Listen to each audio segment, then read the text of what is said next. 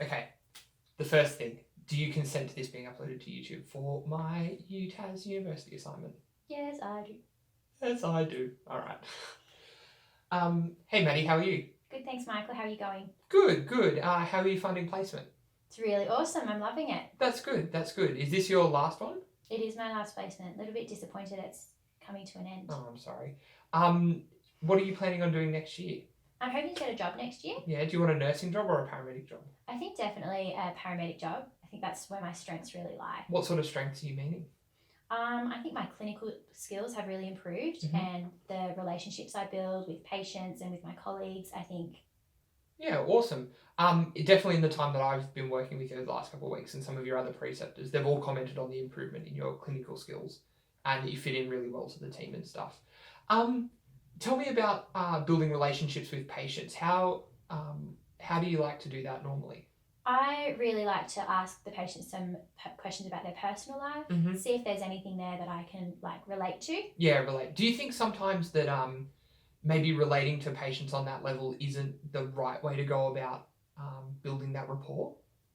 No, I think most of the time it works really well, and that's how we've practiced it at uni. So. Okay, sure. I guess I'm bringing that up particularly because that's something that I have noticed over the last couple of weeks is sometimes some of the professional language or the things that you discuss with patients aren't always what I'd expect for someone that's entering into that patient-clinician relationship. Do you sort of get what I'm talking about? I'm a little disappointed to hear that. I don't personally see the way that I have done that. Could you give me an example? Sure. So I guess I'm particularly thinking of a couple of weeks ago where we went to the older gentleman who passed away during the night, just over the road in Belconnen there. And you brought up his death in relation, or compared his death rather, to the death of your family dog with his wife. Do you remember that particularly? I do remember, yeah.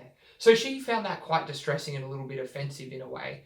I guess I can personally see where you were coming from in that you obviously cared deeply about your dog and that you were trying to create, a way for you to connect and discuss what she was going through with that. Do you think if you take a step back, you could see maybe how she would find that a little bit offensive? Yeah, I probably could. At the time, I definitely didn't think that there was anything strange about it. I mean, I loved my dog. She loved her husband. That to me was a natural connection that we had. Yeah, and I guess that's true.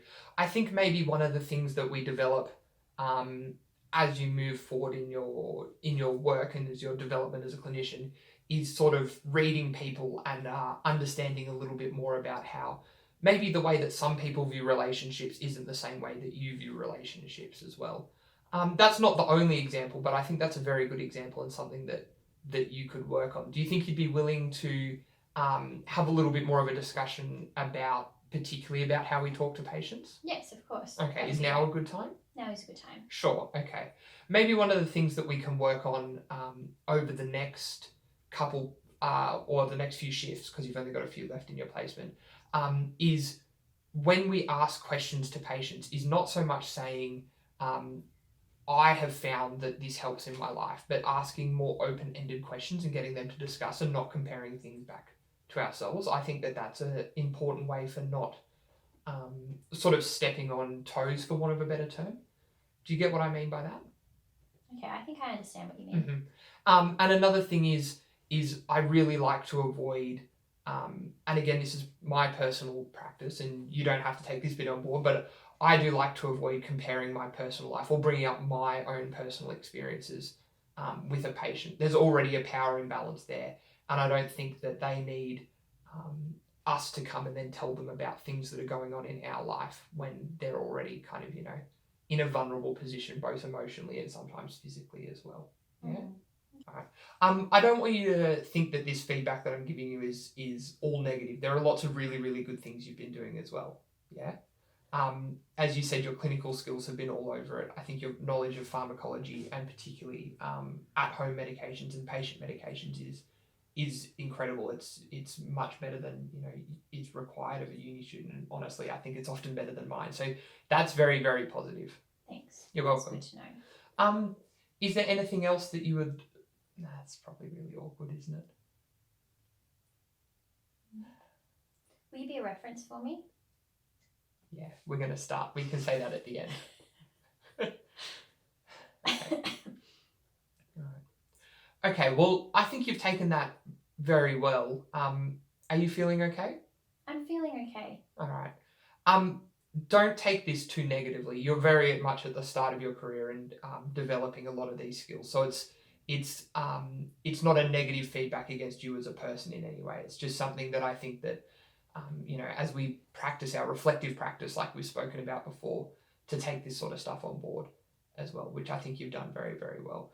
And there's lots of positives as well that I've seen you grow and that you've brought into the role as a student as well. Your pharmacology is excellent and your clinical skills have definitely improved over the last couple of weeks as well.